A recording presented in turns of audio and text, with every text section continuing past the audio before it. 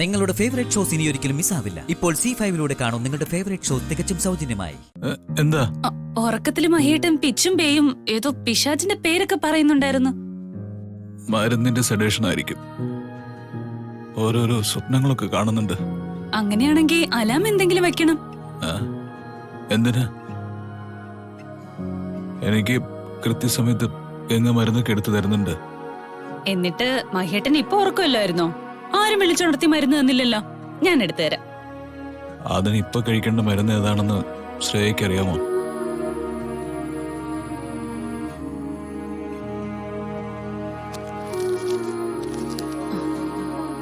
ഗംഗെ, ഇതിലേത് മരുന്നാ ഇപ്പൊ മഹിയേട്ടന് കൊടുക്കാനുള്ള?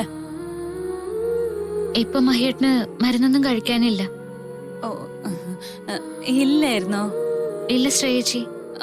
എന്നാ ഇനി നോക്കിയ സമയത്തിന് മഹിയേട്ടന് മെഡിസിൻ ഒക്കെ എടുത്തു കൊടുക്കണം കേട്ടോ. കൊടുക്കാം.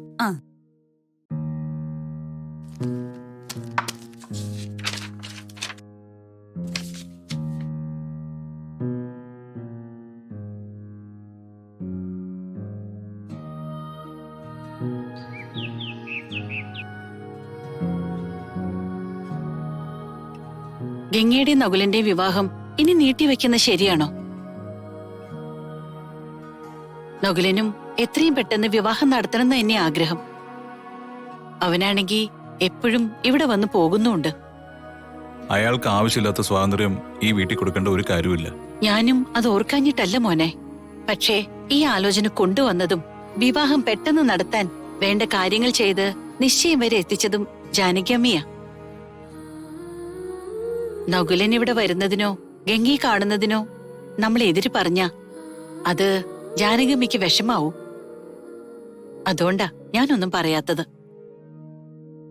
ഇനി വെറുതെ ആ വിവാഹം നീട്ടിക്കൊണ്ടുപോയി നാട്ടുകാർക്ക് കഥകൾ ഉണ്ടാക്കി പറയാൻ അവസരം കൊടുക്കണ്ട. നമുക്ക് ആലോചിക്കാം. ഇനി എന്താ ആലോചിക്കാനാ? വിവാഹം എന്ന് നടത്താമെന്ന് ആലോചിക്കാന്നാ ഞാൻ പറഞ്ഞത്. ഏറ്റവും അടുത്തൊരു മുഹൂർത്തം നിശ്ചയിക്കണം. അടുത്ത ബന്ധുക്കളെയും സുഹൃത്തുക്കളെയും അറിയിക്കാം. വിവാഹം നടത്താം. അതിന്റെ ഒപ്പം നിന്റെയും ശ്രേയയുടെയും കൂടി വിവാഹം നടത്തണമെന്നാ എന്റെ ആഗ്രഹം. അവളും നിനക്ക് വേണ്ടി കാത്തിരിക്കാൻ തുടങ്ങിയിട്ട് എത്രയോ നാളുകളായി.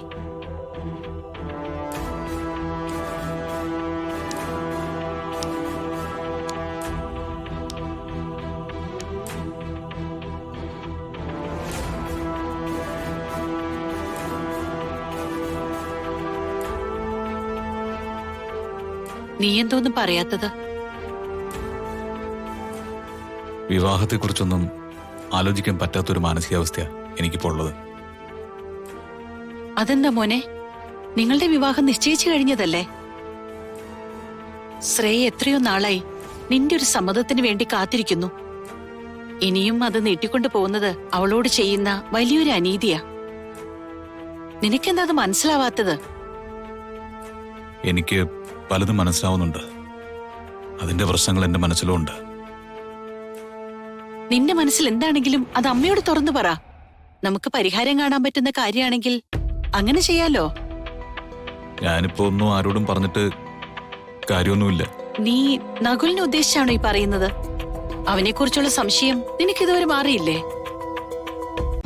ഡൗൺലോഡ് ചെയ്യൂ C5 ആപ്പ്. കാണൂ എല്ലാ എപ്പിസോഡുകളും സൗജന്യമായി.